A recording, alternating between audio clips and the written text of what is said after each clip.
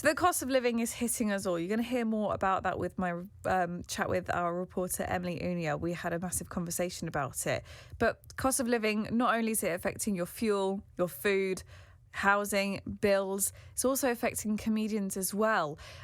Lucy Porter, who's a comedian, recently spoke out saying that the future of comedy isn't looking great as petrol prices and train fares could kill stand-up for young comics. So when I was hearing about how it could really affect comedians, I was like thinking, how would this be a thing? And it's the commute, it's the travelling, it is petrol. So I wanted to get a bit more of an insight into what it's like working in comedy. Must be a really fun but also quite difficult career. So I've enlisted the help of a comedian, an all-round lovely, lovely man, Conor McReynolds. Hi Conor, how are you? Hey, Fleur, I'm very well. How are you? Good. I am good, thank you. I really appreciate you coming on the show. Can you first of all tell me how much it costs to be a comedian? Oh my goodness, yeah. It is expensive, as you said. The cost of just getting the gigs is really difficult. So just to kind of give an example, like a real world example, I sort of imagined that I have a gig in London on Tuesday night. I'm traveling from Oxford. So I looked up the cost before I came on of what it would actually cost. My train to get me there in time would be £43 for a return. The underground, when you're in London, would be about another £5. You'd need to grab food, especially if you're coming straight from work. You know, the train's at 5:15 to get there in time for the gig that starts at 7:30. So you need to grab something at the train station. That's probably another £7 or so.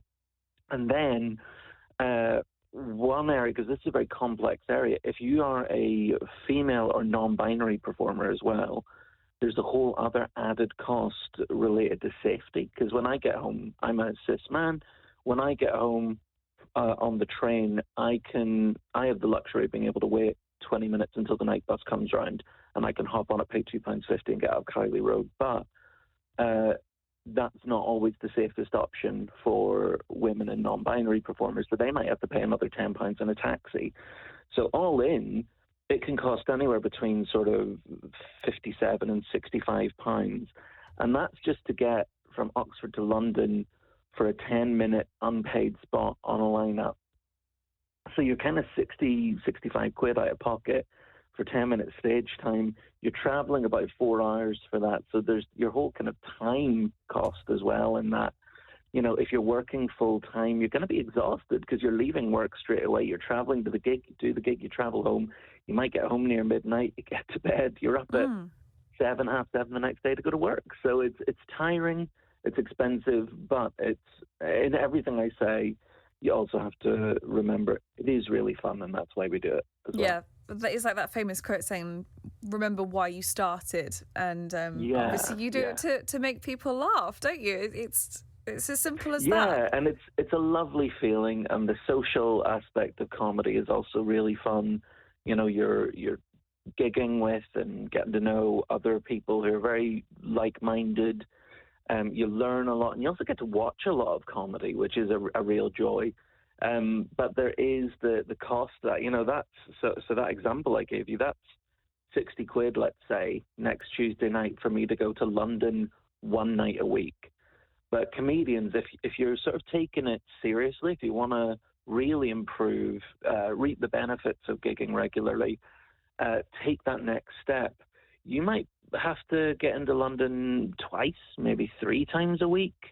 So, you know, you're looking at maybe like 150 quid to gig in London 3 times in a week if you're based in Oxford. It's not all London, of course. You know, sometimes you need to get to Leicester or Nottingham or Liverpool or wherever else the gig is on, and you've got a spot, because it's really important that you road test your material. As a comedian, I was quite lazy in that I mostly gigged in Oxford. We have gorgeous Jericho Comedy in Oxford, and it's such a lovely night. I rarely wanted to do anything else. We were spoiled with it on our doorstep. But there's only so many times they can hear my same joke about a lazy panda. So I need to go to other parts of the country to do that. And so, I don't drive, so I'm reliant on public transport. But even, as you said, fuel costs, you know, if you're driving up to Nottingham during the week as well, that's really expensive. So Lucy Porter's absolutely right. I mean, the the cost of living, it is a first world problem, I should stress. I don't get to go and tell my silly jokes to people as regularly as I would like. But we all lose out on it, really, because there are some fantastically talented, funny, insightful people who are unable to dedicate the time and energy to their craft as they would like because they simply haven't got the disposable income to spend a lot of money on travel. I feel as well like you just have to be able to travel around and be able to go to different parts of the UK to just really increase your exposure, because how are people going to hear about you if you're not there doing your comedy night? And for some, this might be a hobby. For some, this might be a full-time dream career that they really want to do. For those who are starting, though, a lot of it might be very little paid work, and it's mainly focused on exposure. They won't get paid loads and loads of money. So it's really difficult, isn't it? Yeah, I mean, especially near the beginning, you're very lucky if you get any pay. It's sort of one of those things. Comedy, in many respects, it's lovely. There are no barriers other than the economic ones that are probably more complex than even I understand. But in theory, there's a comedy night. There are lots of open mic nights where there's no kind of quality control barrier there. So if you're a brand new act, if you've never done any comedy before, you can write your set, show up at an open mic, and you will be given a microphone and an audience for 5 minutes, 10 minutes, and you can say that. But you're not going to be paid for that. You need to start demonstrating that you're good enough to be paid, to be put on. Because when people are paying money for a ticket, the promoters, the producers, they have a responsibility, in theory, to put on a quality night, to give people their money's worth. So there needs to be an element of quality control before you get to that stage where you're kind of getting a bit of money for it.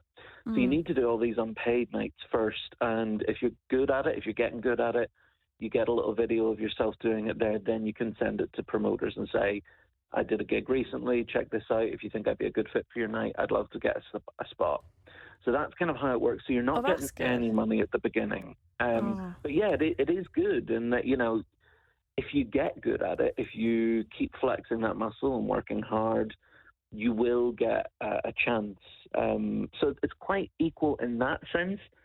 But something like a cost of living crisis really makes the landscape less even. Well, people who are working class, people who have families to look after, kids or mortgages or whatever else. I mean, we all have cost of living issues. But yeah, it's the people who are maybe able to rely on the bank of mum and dad a little bit more, that they have the leg up, they have the advantage here, because they know that if they spend all their money, they can just get a little loan from mummy and daddy and they'll be all right. So they've got that security net under them, whereas comedians who haven't got that luxury at the minute, they have to make a choice and basically, what do I spend my money on? And a lot of the times it's not going to be, I'm going to go to the Chuckle Hut in Portsmouth and spend 60 quid getting there. It's not likely. Well, the Edinburgh Fringe also kicks off today. Obviously, that's a huge platform for comics. That's the place to go to for comedy and creativity. And it's a place where so many heavyweights have cut their teeth. So can you take me behind the scenes to this? What sort of costs are there to perform at the Fringe? Is that quite costly? Oh, it's ridiculously expensive, yeah. The main cost is your accommodation.